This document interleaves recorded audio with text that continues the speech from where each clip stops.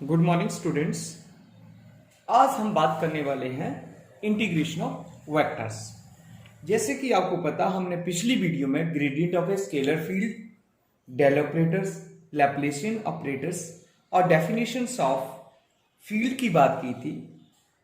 अब जब हम इलेक्ट्रिक फील्ड को लाइन इंटीग्रल या सरफेस इंटीग्रल या वॉल्यूम इंटीग्रल्स करते हैं, तो आज हम देखेंगे कि वो किस वे में हम उसको यूज करते हैं। तो आज का हमारा टॉपिक जो इंटीग्रेशन ऑफ वेक्टर्स, उसके अंडर आता है लाइन इंटीग्रल। सबसे पहले the integration of A vector along A curve is called line integral.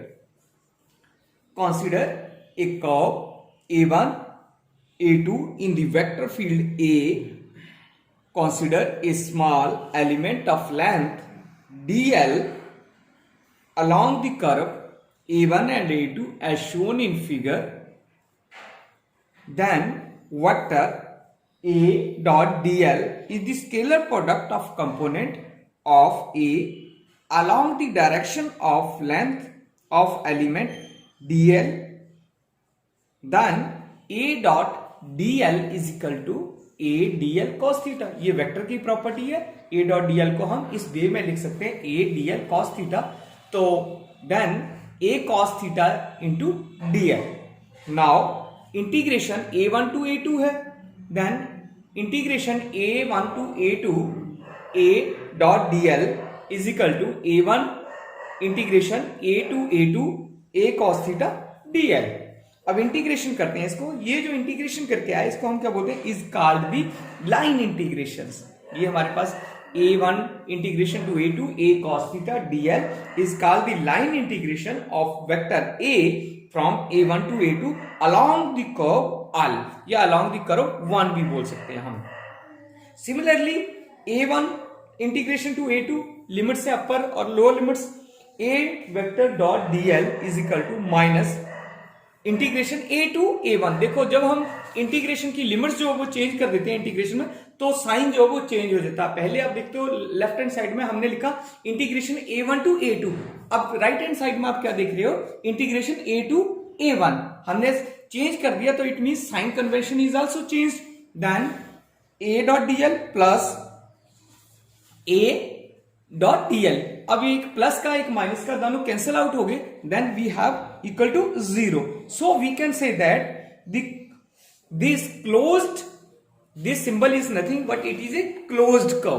Closed integral यानी जब एक होता है तो हम लाइन इंटीग्रल बोलते हैं। Close line integral of vector a dot of a small element dl is equal to 0।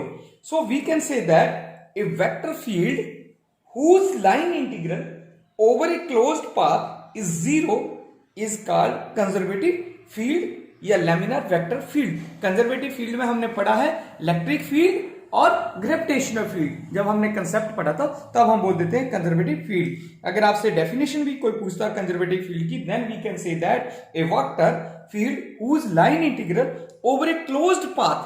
अगर आप फिगर को देख रहे हो तो क्लोज पाथ हमने क्या किया? a1 से स्टार्ट किया, a2, फिर कहां पहुंचे? a2 से a1 के लिए पहुंच गए हम लोग।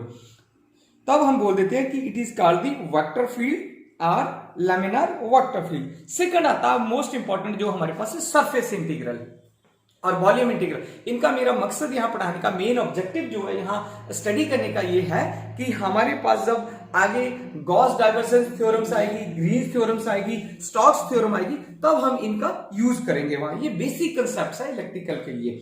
सरफेस इंटीग्रल, जब सरफेस इंटीग्रल की मैं बात करता हूं, देन ये consider a surface S in the vector field A, let ds be the area of a small element on this surface as shown in figure.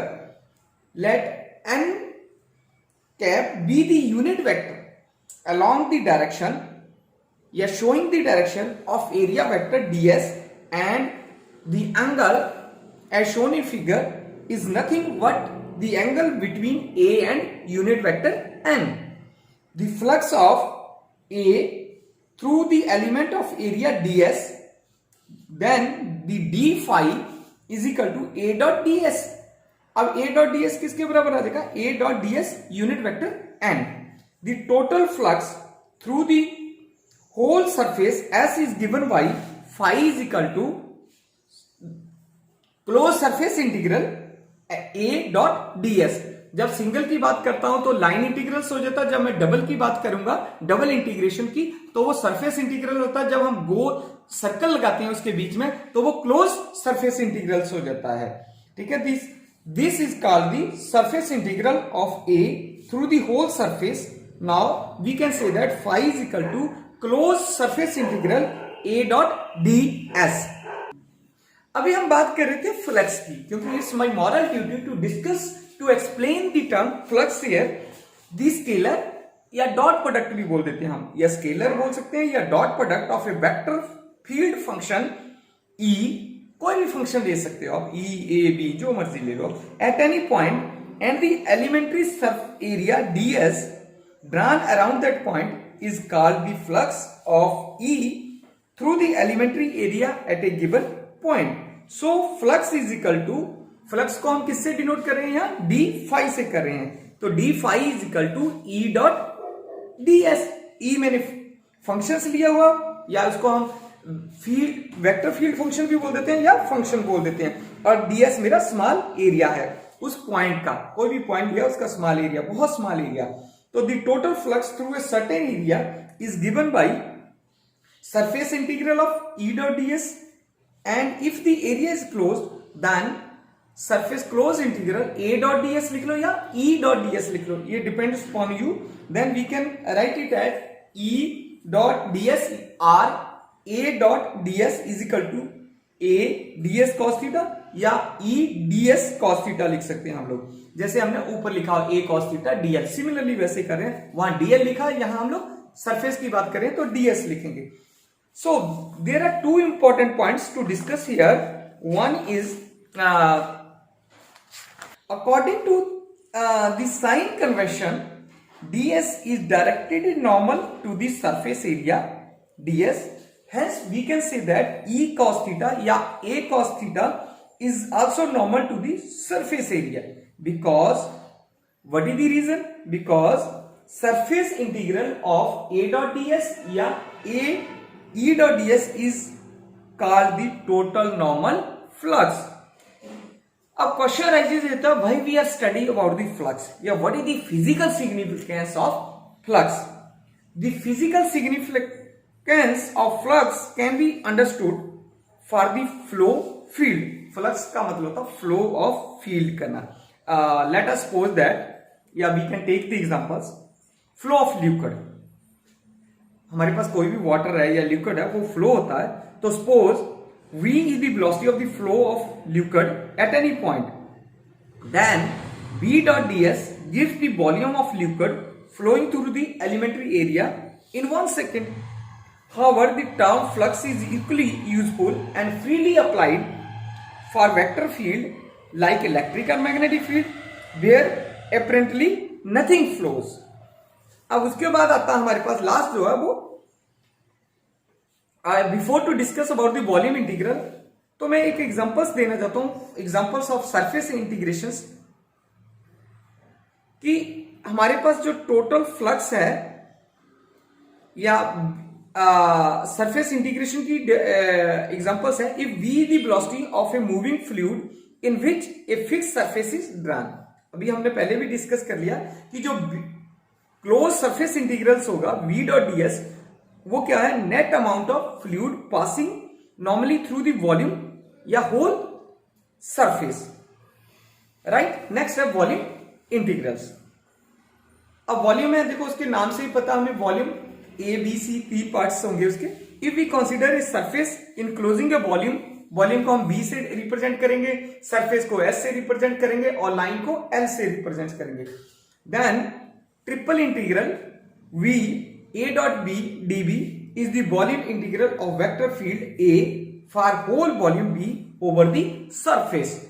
ठीक है, अब हम क्या करते हैं कि देखो तीनों हमारे पास आ गए, लाइन इंटीग्रल भी आ गया, सरफेस भी आ गया और वॉल्यूम भी आ गया। अब इसके बाद हम लोग क्या करेंगे, divergence of A vector field पढ़ते हैं और फिजिकल सिग्निफिकेंस ऑफ डाइवर्जेंस पढ़ते हैं। अब देखो हमने दोनों चीजें, 2 वर्ड्स यूज किए हैं यहाँ हमने, कि पहले हम डाइवर्जेंस पढ़ेंगे और फिर फिजिकल सिग्निफिकेंस ऑफ डाइवर्जेंस पढ़ेंगे। अब देखो डाइवर्जेंस में हमने पहले वीडियो में भी ये बोला कि डाइवर्जेंस को हम डेल से डिनोट करते हैं या नेबुला से डिनोट करते हैं। उससे पहले मैं क्या करता हूं, एक फिजिकल मीनिंग बताता हूं आपको डाइवर्जेंस का। जो physical meaning of divergence of A vector field at A point is the net flux out of the volume enclosing the point per unit volume as the volume is made smaller and smaller. It means that the volume is approaches to zero. If the divergence of vector A is positive at a point in the given fluid, then the fluid is expanding. Expanding means here the flow outwards from the point. Yeah, its density at that point decreases. Yeah, in other words, I can say that the point is a source of a fluid. On the other hand, if the divergence of a vector is negative, divergence negative भी हो सकता है, positive भी हो सकता है, then the fluid is contracting. It means that the flow inwards towards the point. ये बहुत इंपॉर्टेंट है, दोनों पॉइंट्स याद करना. And its density at that point increases. Yeah, we can say that the point is a sink of fluid और वहां है source of fluid. ये दो पॉइंट्स है. जब डाइवर्जेंस मेरा पॉजिटिव होता है तो पॉइंट जो सोर्स है ऑफ ए वो सोर्स एक्ट होता है, और जब हमारे पास नेगेटिव होता है वो सिंक का काम करता है. So the fundamental meanings of divergence of A is nothing but it is a function या E is a function. If the flux entering any field space is equal to the flux leaving the element of the field space, then we can say that divergence of that function is equal to 0. The fluid neither expand nor contracts, so we can say that the fluid is incompressible. ये बहुत important है. Question वो आता कि how you can say that the fluid is incompressible. Okay, hope you enjoy this lecture. Thank you very much.